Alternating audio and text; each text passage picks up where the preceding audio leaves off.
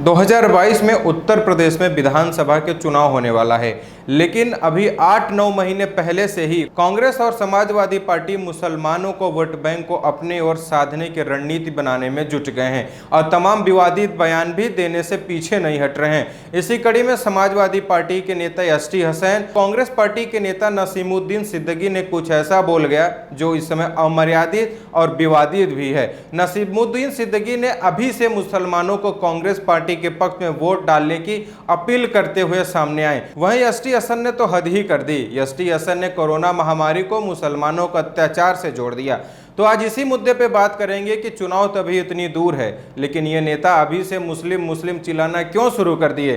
तो सबसे पहले जान लेते हैं कि कांग्रेस पार्टी में मुसलमानों के लिए क्या रणनीति बनाई जा रही है। आपको बता दें कि कांग्रेस पार्टी के नेता नसीमुद्दीन सिद्दीकी ने मंगलवार को एक वर्चुअल मीटिंग में मुसलमानों को आह्वान करते हुए कहा कि अगर सभी उत्तर प्रदेश के सभी मुसलमान एकजुट होकर कांग्रेस पार्टी को वोट देंगे तो भारतीय जनता पार्टी पुनः से 2 सीटों पर सिमट के रह जाएगी। दरअसल 2017 में जिस तरह से कांग्रेस पार्टी का सुपड़ा साफ हुआ था, पूरे 403 में मात्र 60 सीटें कांग्रेस पार्टी जीत पाई थी और इसीलिए कांग्रेस पार्टी इस बार चाहती है कि मुसलमानों का वोट बैंक उसके कब्जे में रहे तो यूपी में अपना जलवा बिखेर सकती है।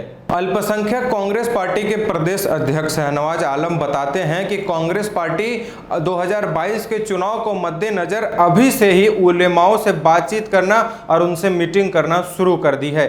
आपको बता दें कि उलेमा एक फारसी शब्द है जिसका अर्थ होता है कि मुस्लिम धर्मगुरु, यानी जो इस्लाम के जानकार होते हैं उन्हें उलेमा कहा जाता है। यानी अभी से ही कांग्रेस पार्टी इस्लाम के धर्मगुरुओं के साथ बैठक करना शुरू कर दी है और यह बैठक बीते मंगलवार से शुरू भी हो चुका है। बीते मंगलवार को यह बैठक बस्ती और संत कबीर नगर में बैठाई गई, जिसमें कई उलेमाओं को सम्मिलित कर उनसे बातचीत किया गया। आपको बता दें कि शहनवाज आलम द्वारा मिली जानकारी के मुताबिक कांग्रेस पार्टी हर जिले में प्रति सप्ताह 2 बैठक उलेमाओं के साथ करने जा रही है। आपको बता दें कि शहनवाज आलम ने बताया कि अगले हफ्ते करीब 1600 उलेमाओं के साथ कांग्रेस पार्टी बैठक करने जा रही है।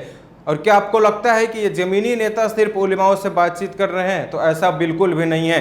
अटकलें लगाई जा रही है कि जिस तरह उलेमाओं यानी धर्म गुरुओं से यानी मुसलमानों से जो बातचीत की जा रही है, उनके मुद्दे को जानने और परखने की कोशिश की जा रही है। उलेमाओं के साथ बातचीत में जो मुद्दे निकलेंगे उसे प्रियंका गांधी वाड्रा और राहुल गांधी के समक्ष पेश किया जाएगा। माना जा रहा है कि 2022 में जब कांग्रेस पार्टी अपना घोषणा पत्र जारी करेगी तो उस घोषणा पत्र में मुसलमानों के लिए कई ऐसे अहम फैसले रहेंगे जो अभी से उलेमाओं से बातचीत करके तय किया जाएगा। आपको बता दें कि उत्तर प्रदेश में कुल 20% मुसलमानों का वोट है। कांग्रेस पार्टी चाहती है कि 20 के 20% वोट एकमुश्त कांग्रेस पार्टी को पड़े।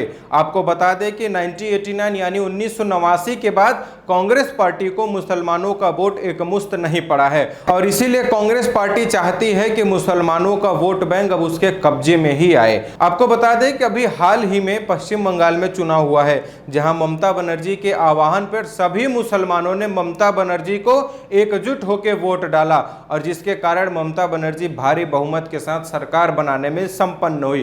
कांग्रेस पार्टी भी ममता बनर्जी के ही नक्शे कदम चलना चाहती है। अब जान लेते हैं कि समाजवादी पार्टी ने ऐसा क्या किया जिससे कि उसकी खूब आलोचना हो रही है। सांसद एसटी हसन लगातार विवादित बयान देते हुए सुर्खियों में रहते हैं। एक बार फिर कुछ ऐसा बोल गए हैं जिससे उनके जमकर फजीहत हो रही है। एसटी हसन ने कहा कि कोरोना महामारी इसलिए फैली है क्योंकि मुसलमानों के साथ नाइंसाफी हो रही है। शरीयत कानून लागू नहीं किया जा रहा है। बीजेपी सरकार लगातार मुसलमानों के साथ नाइंसाफी करती है और इसी नाइंसाफी के कारण ही देश में कोरोना फैल रहा है। उनका मानना है कि कोरोना एक प्राकृतिक आपदा है जो भगवान यानी अल्लाह के द्वारा दी गई है। कोरोना महामारी के कारण लोग भयभीत हैं। साइंटिस्ट, डॉक्टर सब जुटे हुए हैं। नेता लोगों की भलाई में दिन रात काम कर रहे हैं। उस समय कुछ ऐसे नेता भी हैं जो बंद कमरे में इसे प्राकृतिक आपदा बता रहे हैं। आखिर सोचिए, इन नेताओं के बयान से किसका किसका अपमान होता है? तो उन साइंटिस्ट और डॉक्टरों का भी अपमान होता है जो लगातार जन सेवा में लोगों के कल्याण के लिए जुटे हुए हैं। क्या इन तरह के नेताओं के विवादित बयान पर अखिलेश यादव कुछ नहीं बोलेंगे? अखिलेश यादव बोलेंगे भी तो कैसे? अखिलेश यादव ने भी तो वैक्सीन को बीजेपी की वैक्सीन बता दी थी। बड़ा मुद्दा तो यह है कि कांग्रेस पार्टी और समाजवादी पार्टी आखिर मुसलमानों को अपने कब्जे में लाने के लिए क्यों इतना जुटी हुई है, वो भी चुनाव के 8 महीने पहले से ही। तो उसके कई कारण है। इसका सबसे बड़ा कारण है कि 1989 के बाद कांग्रेस पार्टी को मुसलमानों का वोट बैंक एकजा नहीं मिला, लेकिन टूट बिखर कर निजी कारणों की वजह से और बसपा और समाजवादी पार्टी के उदय के कारण मुसलमानों का वोट बैंक उत्तर प्रदेश में बट गया। बिहार में भी मुसलमानों का वोट साधने में कांग्रेस पार्टी काबिल नहीं हो पाई, लेकिन जिस तरह से ममता बनर्जी ने मुसलमानों का वोट बैंक अपने कब्जे में लाया है, कांग्रेस पार्टी भी उन्हीं के नक्शे कदम चलने के लिए उत्तर प्रदेश में अभी से रणनीति बनानी शुरू कर ली है। आपको याद होगा कि किस तरह से लोकसभा चुनाव के दौरान भी मध्य प्रदेश में कमलनाथ समेत कांग्रेस के कई नेता मुसलमानों के साथ बंद कमरे में मीटिंग करते हुए कह रहे थे कि आप सभी लोग हमारे साथ हैं, बाकी बीजेपी वालों को तो हम देख लेंगे। और बंगाल में भी ममता बनर्जी ने कुछ ऐसा ही कहा था। भरे मंच पे भरी भीड़ के सामने ममता बनर्जी ने मुसलमानों को टीएमसी के पक्ष में एकमुश्त वोट देने की अपील भी की थी, जिस पे चुनाव आयोग ने उन्हें नोटिस भी थमाया था। अब जरा सोचिए कि क्या इस तरह से किसी एक विशेष संप्रदाय को वोट मांगना कितना जायज है और इसे कानून के हिसाब से कितना जायज ठहराया जाना चाहिए। चुनाव अभी 10 महीने बाद है, लेकिन अभी से ही मुसलमान विपक्षी नेता क्यों चिल्लाने लगे हैं? क्या मुसलमानों का ही वोट बैंक उनके लिए सब कुछ है?